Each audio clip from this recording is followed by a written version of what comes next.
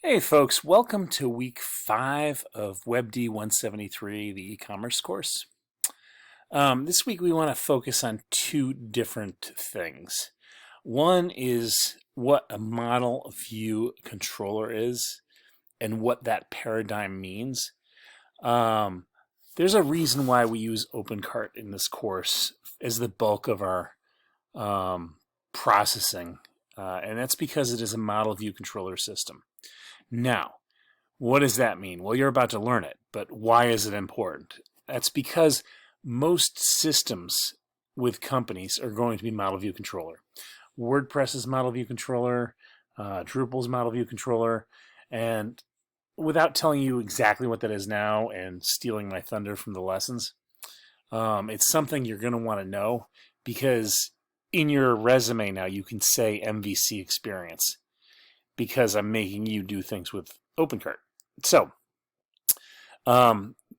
this week's materials, there's going to be the video overview here. This is going to be WebD 173 MVC with a simple example. So what I do here is I actually have an MVC system that So remember, it's model view. that I built. I kind of made it the smallest MVC that anyone's ever seen. It's really tiny, but I think it does a good job of explaining what a model view controller is, and I do it with PHP and object-oriented PHP.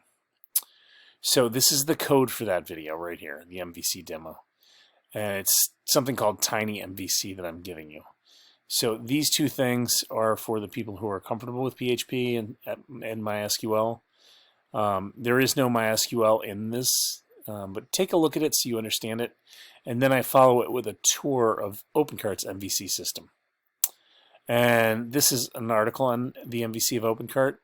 So this is my tour of MVC. I'm kind of teaching you what makes the model view controller system of OpenCart. And this right here is an article. Now, if articles never open, I know I've explained this before, but just in case something happens, you can always click on the link to go to a separate tab. Because sometimes people don't let their articles be scraped.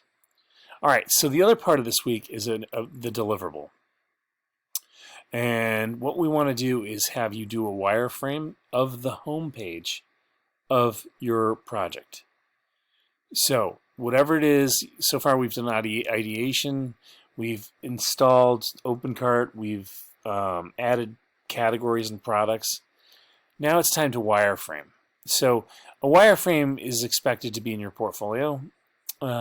People generally will require wireframing capabilities for most designers. Devs, not so much, but it'll help you having wireframes in your portfolio. So this is an Axure tutorial. Axure is software.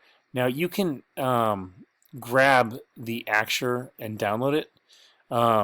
I've actually gone and I'm trying to get the educational license renewed for Axure, so I will post that when it comes in. Generally, they always say yes to me. So you're free to use anything you like for that, but we'll talk about that too during the course.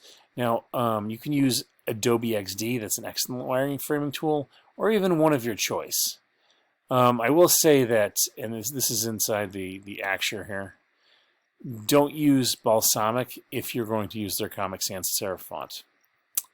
All right, so next, in the wireframe section here, let's see here, let's do week 5. So these are wireframe examples for inspiration, but this is my video of what makes a good wireframe. Pay close attention to this. This is what you should be gunning for. Now, Axure as software is going to be simply dragging widgets onto a screen, generally, creating gray boxes and things like that. But when you look at this video right here, this is the important thing. Because with wireframes, we want you to show us and not tell us. And what do I mean by that? Well, it's in this video. But let's say you had a footer, okay? And you just wrote the word footer there.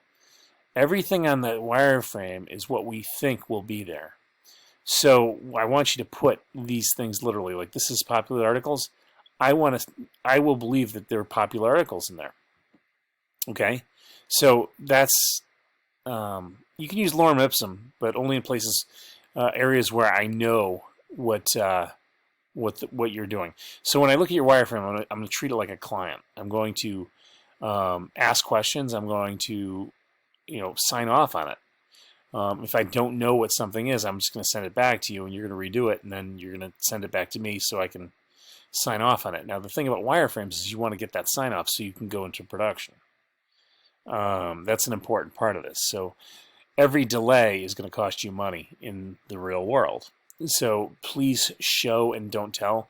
Again, this is going to go into that more in depth, this video. So the Axure license is forthcoming. You're free to use any software that you like for it. Please ask me questions. This is the wireframe here. So this key is going to change, by the way, because I know it's expired. So I put the video in here again because I really want you to watch it. And that's what we're doing this week. So I should have the license by tomorrow morning.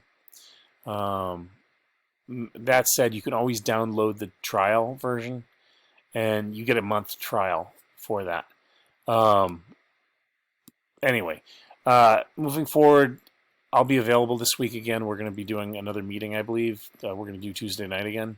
So if you have questions about a wireframe, you can come in and ask me. Yeah, so that's week 5. If you need help, let me know.